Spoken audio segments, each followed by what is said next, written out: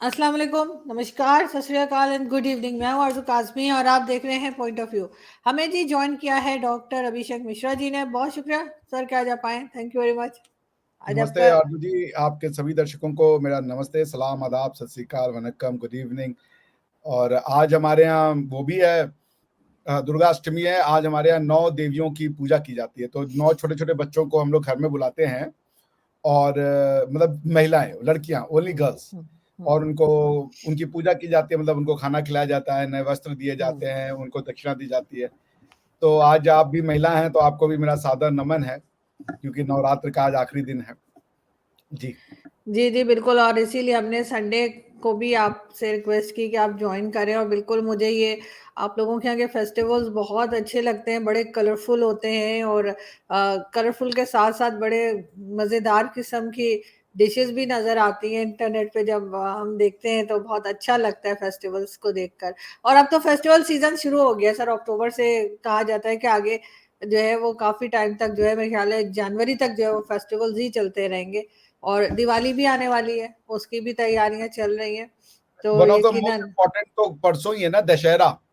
दशहरा अच्छा। बहुत इम्पोर्टेंट है इंडिया में। जी, तो बिल्कुल। दशहरा का मतलब 10th, 10 मतलब हुँ। 10th। जी, तो जी। 10th डे जो है, मतलब ये 9 दिन तक माताओं, ये जो मतलब माता के डिफरेंट रूप्स की पूजा होती है, और 10वें दिन फिर जो है वो दशहरा मनाया जाता है। तो आज अष्टवा है, आज उद्यापन हो गया, जिन लोगों ने व्रत रखा होगा, छोटी बच्चियों को हुँ। बुला के खिला दिया होगा। परसों दशहरा हो जाएगा या कल दशहरा हो जाएगा, नौमी को।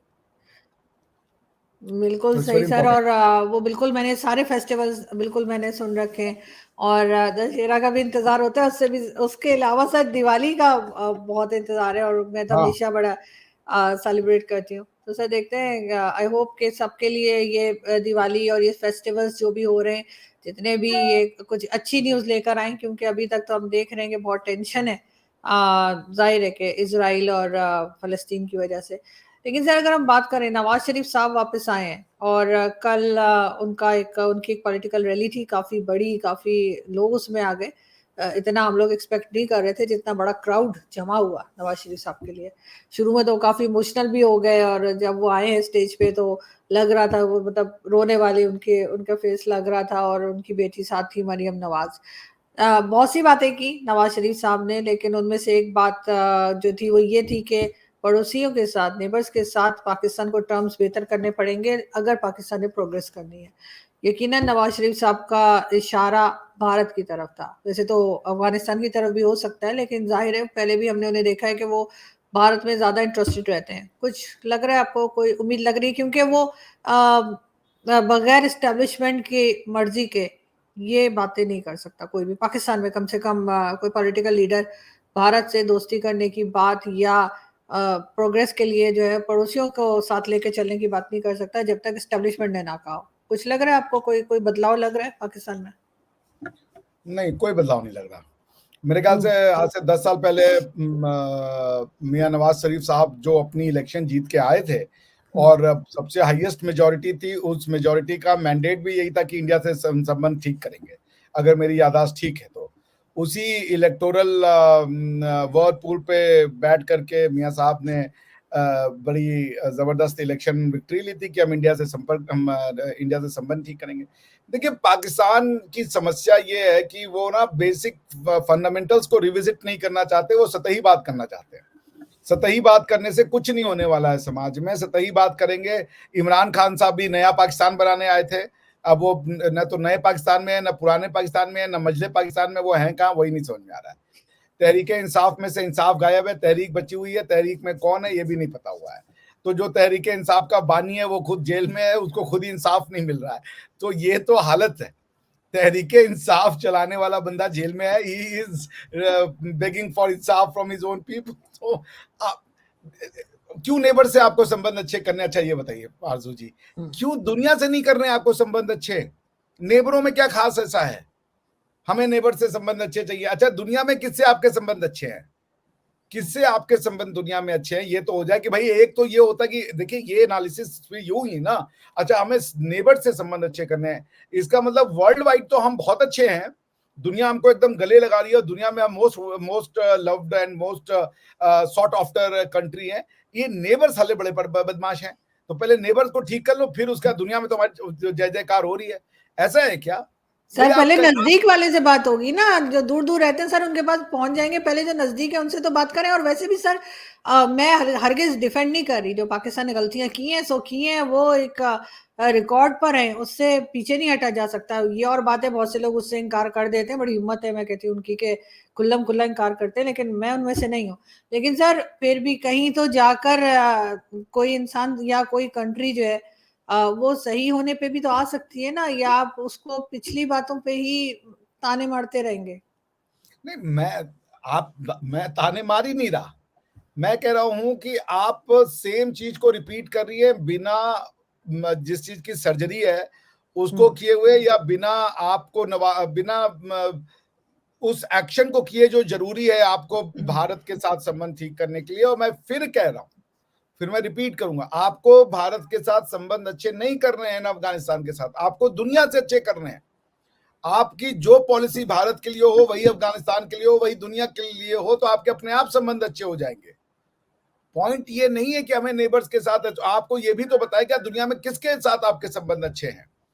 सऊदियों के साथ हैं, इस्लामिक वर्ल्ड के साथ हैं, या ह्यूमन वर्ल्ड के साथ है, क्योंकि दुनिया तो दो पार्ट में बढ़ गई है, इस्लामिक वर्ल्ड और ह्यूमन वर्ल्ड। ह्यूमन वर्ल्ड को हम जिसको हम कहते हैं कि मानव समाज।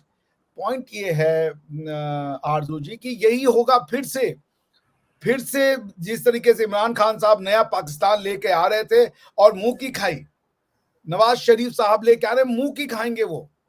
इसलिए नहीं कि उनके उनके इरादों में कमी है या उनको जो सपोर्ट कर रहे हैं उनके इरादों में कमी है, वो इसलिए कि उन्होंने जो रिक्वायर्ड ग्राउंड है वो तैयार नहीं किया है।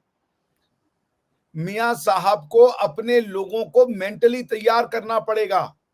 भारत के साथ आपके संबंध कुछ खराब है ही नहीं, भारत के साथ संबंध आपकी जिद की वजह से खराब है कि कश्मीर दे दो, और भारत जो है वो मुसलमानों के ऊपर जुल्म करता है। और क्या संबंध खराब है? सारी लड़ाइयां आपने लड़ी, भारत को आपने तोड़ा, भारत को दुनिया भर में आपने कहा मोदी जो है वो आरएसएस का हामी है, हिंदुत्व फासिस्ट है। आपने हिंदू से लेकर के आरएसएस से लेकर सबको गालियां बकी दुनिया भर में। इंडिया ने ना तो इस्लाम के ऊपर कुछ बोला, ना मुसलमान के ऊपर बोला, ना पाकिस्तान के बारे में पर्सनल बोला। वो उसने ये बोला भाई ये टेररिस्ट लोग हैं और ये टेररिज्म करते हैं, उसके साक्षी ये हैं। अगर आपको करना है वाकई में संबंध अच्छे, not with India but with everyone, आपको चश्मा उतार के हटाना पड़ेगा। You need an eye surgery. दुनिया को आप जिस तरीके से देख रहे हो, दुनिया उसको उस तरीके से नहीं देखती है। आज दुनिया में डिवीजन हो रखा है, इधर यू आर विद इजराइल और यू आर विद हमास। आप हमास के साथ खड़े हो। आपको मियां साहब पैलेस्टाइन का झंडा लेके फहरा रहे थे ना। पैलेस्टाइन को उनको यह बताना पड़ेगा कि जब वो कश्मीर पे हमारे साथ डिस्कशन करने आएंगे मियां साहब कि क्या पैलेस्टाइन अरबों का लैंड है, और इजरायली अगर बाहर से आए हैं तो क्या कश्मीर इंडियंस का लैंड नहीं है? इस्लाम बाहर से नहीं आया वहां पे। आपने लेकिन सर आप हमास और फलस्तीन को तो पाकिस्तान क्या पूरी दुनिया अलग अलग देख रही है। भारत ने भी फलस्तीन के लिए जो है वो सामान, आपने ही मुझे पोस्ट भेजी थी ना कि उन्होंने भेजा है सामान उनकी मदद के लिए। तो सॉरी, तो इन दोनों को एक साथ तो नहीं देखा जा सकता ना। हमास एक टेरर ऑर्गेनाइजेशन है, इस बात को मानना होगा। और फलस्तीन जो है वो अलग उनका इशू है, ये बात भी समझनी होगी। आपकी बात से मैं सहमत हूं, मगर आप अगर देखेंगे फलस्तीन और हमास इतना भी अलग नहीं किया जा सकता। ओस्लो अकॉर्ड को देखे, ओस्लो अकॉर्ड में 5 चीजें साइन की गई थी कि इजराइल पीएलओ को एक्सेप्ट करेगा, पीएलओ के गवर्नमेंट को गाजा और वेस्ट बैंक पे एक्सेप्ट करेगा, और उसके बाद वेस्ट बैंक ये जो पीएलओ है वो इजराइल को रिकॉग्नाइज करेगा, और फिर 2 स्टेट की तरह ये दोनों रहेंगे। क्या हुआ?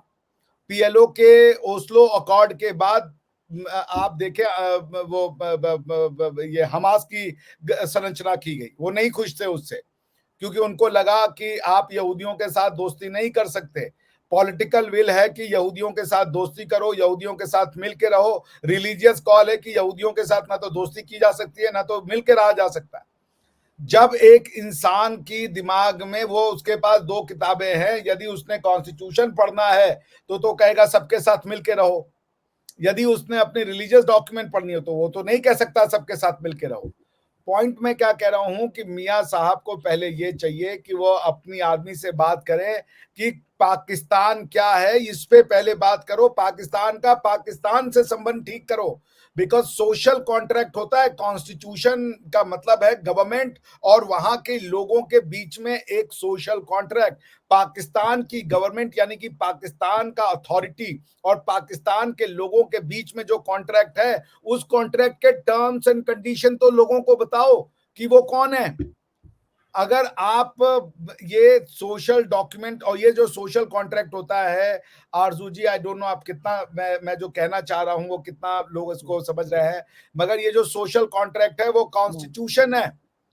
और मैं फिर कहूंगा कि आपकी जो एलीट है, स्कॉलर्स हैं, उनके पास सलूशन है। आपको अपनी स्कूल की किताबों को सिरे से चेंज करना पड़ेगा।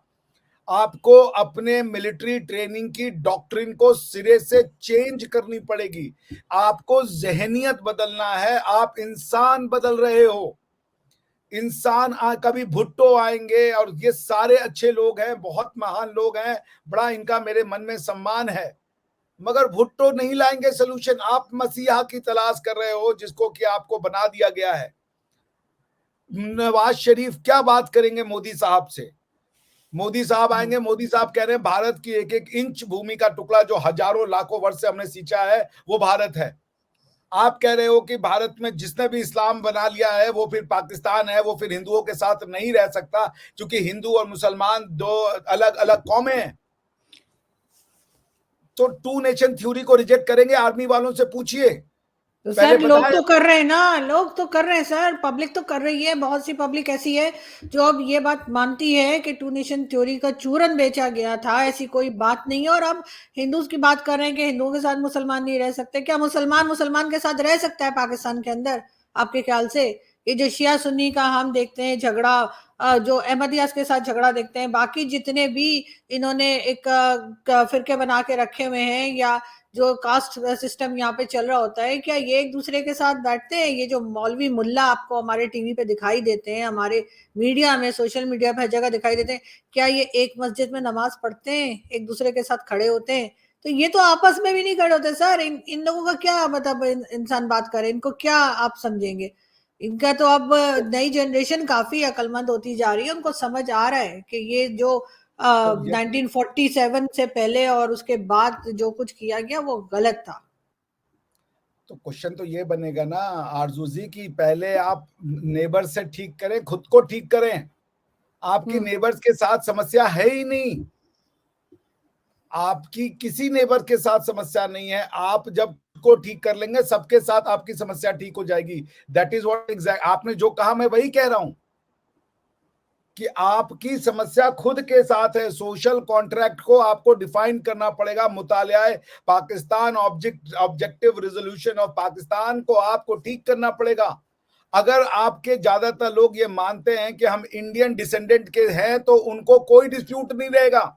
जैसे अब आप यूरोप में जाएं, हर यूरोपियन ये मानता है कि हम बेसिकली एक यूरोपियन है, उसके बाद हमारा धर्म, जात, भाषा कुछ भी हो उससे कोई फर्क नहीं पड़ता। आज यूरोपियन यूनियन में पीस है। इससे पहले यही यूरोप है जिसने कि 30 इयर्स का कैथोलिक वॉर लड़ा है। उसके पहले 80 साल तक खाली कैथोलिक और प्रोटेस्टेंट के नाम पे यूरोप ने एक दूसरे को मारा। ट्रीटी ऑफ वेस्टफालिया ने उसमें चेंजेस लाना शुरू किया। मैं आपसे ये कह रहा हूं कि अगर पाकिस्तान का आदमी ये मान जाए कि हिंदू ही हमारे जो जड़ों में है, वो ये हिंदू लैंड है और गाय को खाना हमारी कोई बड़ी अचीवमेंट नहीं है, फिर प्रॉब्लम ही खत्म हो जाएगी। वो हिंदुओं को गलत नहीं समझेगा, बस वो इतना समझेगा कि यार ये मंदिर जाते हैं और हम मस्जिद जाते हैं, बस इतना ही है। लेकिन हमारे हम जो है वो एक लोग हैं। दो लोग बनाने के लिए, क्योंकि आपने आर्टिफिशियल कंस्ट्रक्ट की है। आपको मैं इसीलिए कहता हूं सत्य को किसी स्टेट की जरूरत नहीं होती, लेकिन आर्टिफिशियल जो आइडियोलॉजीज हैं उनको थ्राइव करने के लिए स्टेट की जरूरत होती है। वो सेल्फ सस्टेन्ड नहीं है, वो खुद से अपना भरण पोषण नहीं कर सकती, उनको लोग चाहिए। और ये लोग जब आते हैं इस थ्योरी को सपोर्ट करने के लिए तो वो दूसरी थ्योरियों को गलत करके इसको सपोर्ट करते हैं। जैसे ये समझे मैं जो कहना चाह रहा हूं कि एक तरीका ये है कि मैं ये मानता हूं कि जो आरजू जी हैं बहुत अच्छी हैं। इसको प्रूव करने के दो तरीके हैं। एक तो मैं ये कहूं कि आरजू जी इसलिए अच्छी हैं क्योंकि ये जो इंडिया में जो ये मैडम रहती हैं रवीना जी, वो बहुत खराब हैं। करिश्मा जी हैं, वो तो महाघटिया हैं। ये जो सुशीला है, उनका तो कुछ मान ही नहीं है। ये सब घटिया, इसलिए आरजू जी अच्छी है। दूसरा ये है अप्रोच की, ये सब तो अच्छी हैं ही है। आरजू जी इसलिए भी अच्छी हैं कि वो बहुत अच्छी महिला है, बहुत अच्छा उनका प्रोग्रेसिव थॉट है, वो सीरियस और बहादुरी से सच का साथ देती हैं। ये भी एक तरीका है। सो आपके यहाँ पे क्या हो रहा है, लोग ये नहीं बता रहे कि पाकिस्तान क्यों अच्छा है या पाकिस्तान क्यों जरूरी था, वो ये बता रहे कि इंडिया में क्या कमी है, पाकिस्तान इसलिए जस्टिफाइड होता है।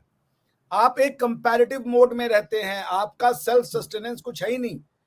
तो मैं उसको और डीप में एनालाइज नहीं करना चाहता। मैं ये कहूंगा फिर से और हाथ जोड़ के, मुझे पता है पाकिस्तान के लोग बहुत एक्साइटेड होंगे नवाज शरीफ के आने पर। मेरा एक दोस्त था और अभी भी है, फारूक, मैं उसका नाम ले रहा हूं, वो मेरे साथ मेरा रूममेट हुआ करता था जर्मनी में। तो इमरान खान साहब, हम लोग जब जर्मनी में थे तो हम लोग एक ही रूम में, एक ही घर में रहते थे, अलग अलग रूम थे हमारे। तो इमरान खान साहब जब वो हो रहा था, स्वेरिंग इन जो हो रहा था, शपथ ग्रहण कहते हैं आप क्या, मतलब हल्फ हल्फ जब वो जी उठा जी। रहे थे, तो वो इतना खुश था और उसकी खुशियां जायज थी। वो एकदम आश्वस्त था कि अब तो पाकिस्तान क्या ही बनने वाला है। मैं उसको उस समय बहुत कुछ बोलना चाहता था, पर मैं बोला नहीं क्योंकि उस बेचारी की उम्मीदें थी इमरान खान से। मुझे सर पता था ये बहुत से लोगों की थी, सर बहुत लोगों की उम्मीदें थी इमरान खान से। मेरी फैमिली में मेरे पेरेंट्स कभी गए नहीं, मैंने नहीं देखा कि वो कभी वोट डालने गए हों, क्योंकि उनका हमेशा से यही मानना था कि एस्टेब्लिशमेंट लाती है और वही बिठा देती है, तो हमारे वोट का क्या मतलब। लेकिन जब इमरान खान के आने का टाइम था तो बहुत से ऐसे लोग भी घरों से निकले वोट डालने के लिए, जिसमें मेरी मदर भी शामिल थी। हालांकि उससे कुछ टाइम पहले उन्हें फर्स्ट हार्ट अटैक हुआ था, तब भी उन्होंने कहा नहीं मैं वोट डालने जाऊंगी। बड़ा उनको उम्मीद थी कि शायद इमरान खान कुछ चेंज लाएंगे। इमरान खान की बातें, इमरान खान की जो स्पीचेस आती थी, जो इंटरव्यूज आते थे, उससे लगता यही था कि इमरान खान बहुत कुछ बदल देंगे। और दूसरा एक एक मॉडर्न आदमी थे वो, उस तरह से नहीं उनको लोगों ने लिया कि जैसे एक रिलीजियस आते हैं ना, कि वो जो चूरन बेच रहे होते हैं मजहब का। ये और बात है, कल नवाज शरीफ साहब ने कहा कि मैं भी तस्बीह पढ़ता हूँ लेकिन मैं लोगों को दिखाता नहीं। इससे थोड़ा सा मुझे बेहतर लगा कि नवाज शरीफ साहब कम से कम इस दिखावे से हटे। मगर इमरान खान से कुछ हो नहीं पाया ना सर। इमरान खान जो है वो अक्सर लोगों की उम्मीदों पे पूरे नहीं उतरे। लेकिन बात तो सारी क्योंकि इस्टेब्लिशमेंट की आ जाती है। तो आपकी गवर्नमेंट क्या कोई आपको लगता है कि कोई पॉलिसी जो है वो उसमें लचक लाएगी, कोई पॉलिसी में कुछ थोड़ा सा गुंजाइश पैदा होगी, थोड़ी स्पेस होगी? कि नवाज शरीफ के साथ तो मोदी जी के वैसे भी बड़े अच्छे टर्म्स रहे, क्या कोई बातचीत होने का इम्कान है? मैं तो फिर वही कहूंगा, मोदी जी को हटा दे, हम बन जाते भारत के प्रधानमंत्री, आप बन जाइए पाकिस्तान के प्रधानमंत्री, ठीक है ना। हमारे और आपके देखने का वर्ल्ड व्यू इतना, या फकर भाई को बैठा दें, इतना वर्ल्ड व्यू अंतर है, इतना अंतर है कि रिकंसिलिएशन की संभावना नहीं। आप कश्मीर को डिस्प्यूटेड हिस्सा मानते हो, मेजॉरिटी ऑफ द पाकिस्तानी मानता है, हम कहते हैं नहीं है। आपको पाकिस्तान बनने की खुशियां हैं, हमको पाकिस्तान बनने का दुख है। आपके यहाँ बकरीद एक रिलीजियस त्योहार है, उसमें गाय को काटना एक अच्छी चीज माने जाते हैं, हमारे लिए गाय पूजनीय है। कोई भी पॉलिसी हिंदुस्तान की चेंज नहीं कर सकती। पाकिस्तान को अपनी पॉलिसी चेंज करनी है, अपनी आइडेंटिटी को डिफाइन करना है। वो फिजिक्स में भी पढ़ाते हैं कि लॉज ऑफ नेचर अल्लाह ने बनाए हुए हैं। आपकी समस्या एक्सटर्नल नहीं है, आपको नवाज शरीफ नहीं चाहिए और ना ही नवाज शरीफ आपका कुछ हेल्प कर पाएंगे। मुझे पता है, I am sounding very negative, but this is what it is. Nawaz Sharif, Imran Khan आपको मॉडर्न लग रहे थे, कैसे मॉडर्न लग रहे थे भाई? कपड़े से कोई मॉडर्न नहीं होता, विचार मॉडर्न होते हैं। सब बातें करते थे ना, बातें उस वक्त बड़ी ढंग की बातें किया करते थे जब प्राइम मिनिस्टर नहीं बने थे। काफी ढंग अब की मैंने बातें तो उनकी करते थे, वो तो बातें नहीं बाद में सुनी, हो गया। उनकी बातें तो वही थी कि बलूचिस्तान में बहुत कॉपर है, यहाँ बहुत है, पाकिस्तान में बहुत नेचुरल वसाइल हैं, पाकिस्तानी दुनिया के सबसे अच्छी कौम है, बड़े टैलेंटेड लोग हैं, ब्ला ब्ला ब्ला। ये कॉमन सी बातें थी, कोई बड़ी ज्यादा इंटेलेक्चुअल बातें तो उन्होंने तो की नहीं जिससे मुझे लगा कि ये कोई बड़े वो आदमी है। बल्कि वो तो शुरू से तालिबान के साथ खड़े थे, he had a soft corner for Taliban. हमें सभी समझ में आ रहा था कि जब ये जो है ये मॉडर्निटी इनकी जो है वो कपड़ों तक सीमित है, दिमाग मॉडर्न नहीं है इनका। और उन्होंने आते ही वो कर दिया। जो काम पाकिस्तान के बहुत सारे प्राइम मिनिस्टर करने में डरते थे, वो उन्होंने आके यूनाइटेड नेशन जनरल असेंबली में ताल ठोक दी कि हम तो मुसलमान हैं, हम तो मरने वाली कौम है, हम तो कश्मीर तो के नाम वही पे तो मर जाएंगे। सर, वो तो बहुत ही मतलब डिसअपॉइंट हुए लोग। इमरान खान जो निकले वो तो किसी ने सोचा भी नहीं था ना। यही मैं कह रही हूँ कि इमरान खान से अगर थोड़ी बहुत उम्मीदें थी किसी को, तो वो तो उनके आते के साथ ही खत्म हो गई थी जो बातें उन्होंने शुरू की, ठीक है ना। मगर फिर भी नवाज शरीफ साहब आए हैं, और नवाज शरीफ साहब के क्योंकि पहले भी मोदी जी के साथ बातचीत रही है, और पाकिस्तान ने जो गलतियां की हैं, हम लोग बात करते रहते हैं, आपसे भी बात होती रहती है और गेस्ट भी आते हैं, तो यकीनन कहीं ना कहीं नोट तो किया जा रहा होगा कि अगर हमने टर्म्स को ठीक करना है तो हमें इन चीजों को सही करना है, जिसमें कि हमारी टेक्स्ट बुक्स तो बिल्कुल बहुत इंपॉर्टेंट है कि पाकिस्तान की टेक्स्ट बुक्स जो है उनको बदला जाए, उनके अंदर जो एक नफरत भरी है दूसरे रिलीजन्स के लिए उसको हटाया जाए। ये बात लोग कर रहे हैं। रिलीजन और से नहीं है, आप रिलीजन के लिए नफरत भरे, कल्चर के लिए भर दिया आपने। सर रिलीजन के हर लिए चीज नफरत भरने में कोई देर नहीं है। आप कह रहे हैं ये भगवान गलत है, मुझे कोई ऑब्जेक्शन नहीं है। आप रिलीजन से शुरू किए, आपने उनकी भाषाओं को गाली देना शुरू किया, कल्चरल प्रैक्टिसेस को गाली देना शुरू किया, अपने होली दीपावली त्योहारों को गाली देना शुरू कर दिया। आपने कहा ये जलाए जाते हैं, कूड़े होते हैं इसलिए जला, इस टाइप की अजीब अजीब थ्योरी आने लगी जो बेवकूफी भरे चीजें थी, और वो आपके यहाँ विजडम है। मैं आपसे हाथ जोड़ के क्षमा मांगूंगा, मुझे पता है साउंडिंग नेगेटिव, मगर मैं कहना क्या चाहता हूँ, 1 मिनट में सम अप कर देता हूँ। नवाज शरीफ साहब आए हैं, क्या पूरी पावर दे दी गई? क्या नवाज शरीफ साहब ताल ठोक के कह देंगे मैं टू नेशन थ्योरी को नहीं मानता हूं? क्योंकि नवाज शरीफ साहब बहुत अच्छे इंसान हैं। उन्होंने कहा था ये जो जिस रब की पूजा इंडियन करते हैं उसी रब की पूजा हम भी करते हैं। ये लाइन तो यूं ही आ गई है। अगर वो ये मानने को तैयार है और ये इस्टेब्लिशमेंट मानने को तैयार है, बात खत्म, कोई डिस्प्यूट नहीं है। आप भी नहीं कहोगे कि कश्मीर हमारा है, क्योंकि आप खुद को इंडियन मान लोगे। आपकी तो और हमारी लड़ाई ये है कि आप कहते हो हम इंडियन नहीं है। अगर आप सर मैं इंडियन तो मान नहीं लेते हो, कहती। आप नहीं मैंने नहीं कहती, कहा। लेकिन आप नहीं कहती, लेकिन जो मेजोरिटी लोग हैं वो इंडियन, उनकी आइडेंटिटी ये नहीं है कि वो पाकिस्तानी है। सर मेरे पास मेरे पेरेंट्स के आईडी कार्ड आज भी रखे हुए हैं, और उन आईडी कार्ड पे उनकी जो बर्थ प्लेस है वो दिल्ली और इलाहाबाद लिखी हुई है, तो मैं तो तो खैर भाई, कह ही नहीं सकती। तो दिल्ली और इलाहाबाद में पैदा हुआ कोई भी इंसान, या दिल्ली और या पंजाब से माइग्रेटेड किए हुए इंसान, वो भारत को तोड़ने की बात कैसे कर सकते हैं? कैसे कर लेकिन सकते हैं? सर आपकी तरह मैं भी एक ही लाइन में आपको समझा देती हूँ कि नवाज शरीफ साहब आए हैं तो क्या होगा जाते जाते, और वो ये कि मेरे एक बड़े अच्छे दोस्त हैं, वो कहने लगे कि नवाज शरीफ साहब उसी उसी सांप से चौथी बार डसे जाने के लिए आए जिसने 3 बार उन्हें डसा है। अब आप समझ जाइए मैं किसकी तरफ इशारा कर रही हूँ और नवाज शरीफ साहब के साथ आगे क्या होने वाला है। आप भी मैं इतना जानते हैं, आप हम भी जानते हैं कि वो फिर आएंगे, फिर प्राइम मिनिस्टर बनेंगे और फिर गिराए जाएंगे। वो यही चलेगा सांप यहाँ पे। वो सांप कोई इदारा नहीं है, हम्म, वो सांप वो आइडियोलॉजी है। ये बिल्कुल। जो जो इस आइडियोलॉजी में विश्वास करेगा वो सांप बनेगा, और जो जो इस आइडियोलॉजी के अगेंस्ट में जाएगा वो इस सांप का विक्टिम बनेगा, तब तक जब तक ये सांप से ज्यादा ताकतवर वो नहीं हो जाते, यानी डेमोक्रेसी नहीं हो जाती आपके यहाँ। मैं आपकी इंस्टीट्यूशन, मुझे पता है आपकी आर्मी में कई लोग होंगे जो टू नेशन थ्योरी को नहीं मानते होंगे। हम्म, तो ये आर्मी या आईएसआई की बात नहीं है। इस आइडियोलॉजी का फन कुचलना है आपको। हमें दुश्मन के बच्चों को पढ़ाना है, बंद कीजिए, हमें अपने बच्चों को पढ़ाना है, शुरू कीजिए।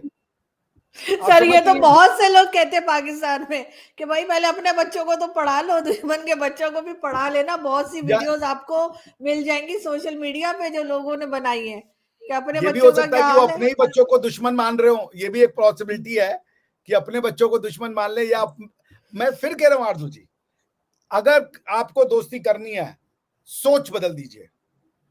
दोस्ती नहीं, अपनापन हो जाएगा, एक हो जाएंगे। पाकिस्तान एक बिल्कुल। रियलिटी है, वो रियलिटी रहेगी सोच से। सिर्फ आप अगर सोच से पैलेस्टाइन से आपका क्या लेना देना? जिंदगी में एक यहूदी से नहीं मिला, लेकिन पाकिस्तान का दिल जो है, दिल दिल पैलेस्टाइन, और वो दर्द इन इंटेस्टाइन। आप समझ रही हैं? तो पॉइंट ये है कि आप सोचने से यदि पैलेस्टाइन से प्यार कर सकते हैं, उतना ही सोचना आपको है कि यही मेरा खमीर है, यही मेरी जड़ें हैं। और ये जड़ें जाती हैं दिल्ली तक, कश्मीर तक, ये जड़ें जाती हैं बनारस तक, ये जड़ें जाती हैं वहां तक। आपके यहाँ पे लोगों को ये बताना पड़ेगा बाबरी मस्जिद तोड़ी नहीं गई, बाबरी मस्जिद शिफ्ट की गई। बाबरी मस्जिद 5 एकड़ जमीन में जितनी थी पुरानी, उससे भी बड़ी आकार में बन रही है अयोध्या में। आपके लोगों को ये बताना पड़ेगा, हम आप एक बिल्कुल। हैं, ये बताना पड़ेगा। और सर, और जैसे सर आप कह रहे थे कि आपने जो बीच में एक बड़ी अच्छी आपने बात की, मुझे बड़ी पसंद आई सर, कि आपने कहा कि मुझे प्राइम मिनिस्टर बना दें। तो अगर अगर आप मूवीज देखते हैं सर, अगर नहीं भी देखी तो देखिएगा, अनिल कपूर की मूवी है नायक, और उसमें उनको 1 मंथ के लिए चीफ मिनिस्टर बना दिया था। तो मुझे भी अगर सिर्फ 1 मंथ के लिए प्राइम मिनिस्टर बना दे फुल पावर के साथ, ऐसा नहीं कि मुझे किसी से डिक्टेशन लेना है, तो मैं एग्जैक्टली वही करूंगी जो अनिल कपूर ने मूवी में किया था, मैं अभी बता रही हूँ। तो वो मूवी आप देख लिएगा तो आपको आइडिया हो जाएगा कि अनिल कपूर ने क्या किया था। तो मैं एग्जैक्टली पाकिस्तान में सब कुछ वही एकदम फिट कर दूंगी, चीजों को सेट करके। लेकिन ऐसा होता हुआ सर फिलहाल दिखाई दे रहा नहीं है, लेकिन हम उम्मीद ये रखते हैं कि क्योंकि हमारी वीडियो कोई देखे ना देखे, भाई लोग मैंने सुना है बहुत देखते हैं, मुझे कोई बता रहा था।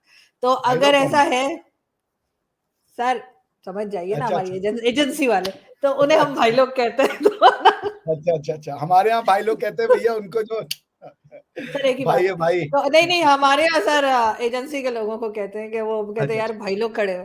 तो वो जरूर देखते हैं। तो और हमारी भी ये कोशिश है कि वो हमारी वीडियो जरूर देखा करें, और शायद उनमें से किसी को हमारी बात समझ में आए कि हम पाकिस्तान को बचाना चाह रहे हैं, हम पाकिस्तान को ठीक करना चाह रहे हैं, और इसमें किसी का भी फायदा नहीं है कि अगर पाकिस्तान की हालत खराब हो। इसमें ना तो जो लोग के पास पैसा है पाकिस्तान में, ना उनका फायदा है, और जिनके पास नहीं है उनका तो जाहिर नुकसान ही है। लेकिन हमारी हरगिज हम क्रिटिसाइज उस तरह नेगेटिव उसमें नहीं कर रहे होते, हम एक बात बता रहे होते हैं कि जो चीज गलत है उसको ठीक किया जाए। बहुत शुक्रिया सर आज आपने ज्वाइन किया। Thank you so much. Thank thank you Arzoo ji, thank you so much, it was pleasure. You. Thank you.